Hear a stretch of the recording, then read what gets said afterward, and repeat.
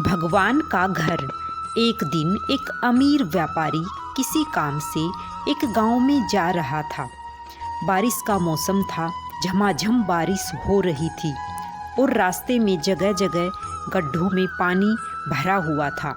अचानक रास्ते में गाड़ी खराब हो गई। व्यापारी के साथ कोई नहीं था।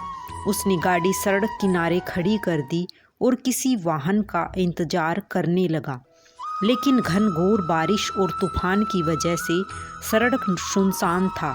शाम ढलने लगी तो व्यापारी को चिंता सताने लगी। अचानक उसने देखा एक गरीब व्यक्ति साइकिल से गुजर रहा है। सड़क किनारे अपनी गाड़ी में बैठे बैठे उसने साइकिल सवार को आवाज़ देकर रोका और पूछा कि कहीं कोई गाड़ी का मैकेनिक मिल सकता है क्या। साइकिल सवार ने बताया कि इतनी बारिश में दूर दूर तक उसे कोई मैकेनिक नहीं मिलेगा। यह सुनकर व्यापारी चिंतित हो उठा। तब साइकिल सवार ने बड़ी विनम्रता से कहा, भाई साहब, अगर आप चाहें तो पास ही बने भगवान के घर में आज रात विश्राम कर सकते हैं। वहाँ आपको रहने की सारी सुविधाएं मिलेंगी। व्यापारी राजी हो गया। उसने सोचा कि आज रात मंदिर में ठहरकर अगले दिन सुबह वो गाड़ी मरम्मत का कोई रास्ता देख लेगा। साइकिल सवार ने अब उसे अपनी साइकिल पर बिठाया और चल पड़ा। थोड़ी देर में दोनों एक छोटे से मकान के सामने पहुंच गए। साइकिल वाले ने दरवाज़ा खटखटाया तो एक स्त्री ने दरवाज़ा खोला।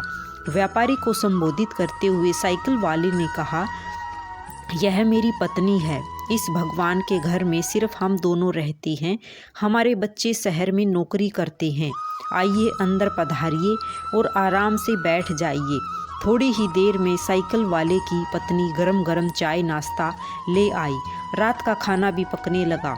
व्यापारी को सब कुछ बहुत अच्छा लग रहा था, लेकिन उसे एक बात समझ में नहीं आ रही थी कि साइकिल वाले ने अपने घर को भगवान का घर क्यों कहा। यह कोई मंदिर तो है नहीं। आखिर उससे रहा नहीं गया तो उसने पूछ ही लिया कि वो क्यों अपने मकान को भगवान का घर कह रहा है। लोग तो अक्सर यही कहते हैं कि मेरे घर में भगवान विराजमान है, या मेरे घर में भगवान के लिए पूजा घर बनवाया है, या मेरे घर में भगवान आए हैं। यह सुनकर साइकिल वाले व्यक्ति ने कहा, हाँ, आपने ठीक कहा। अक्सर लोग यही कहते हैं कि घर हमारा है और भगवान हमारे घर में विराजमान है, लेकिन हम ऐसा नहीं कहते, क्योंकि अगर हम अपना घर कहेंगे तो उसमें हम अपनी इच्छा अनुसार कुछ भी उल्टा पुल्टा काम कर सकते हैं। लेकिन अगर हमने भगवान का घर कहा तो हम वहाँ कोई गलत अनाचार वाले काम नहीं कर सकते और हमेशा उन्हीं सद्विचारों में रहते हैं जैसे हम सब मंदिर के अंदर होते हैं।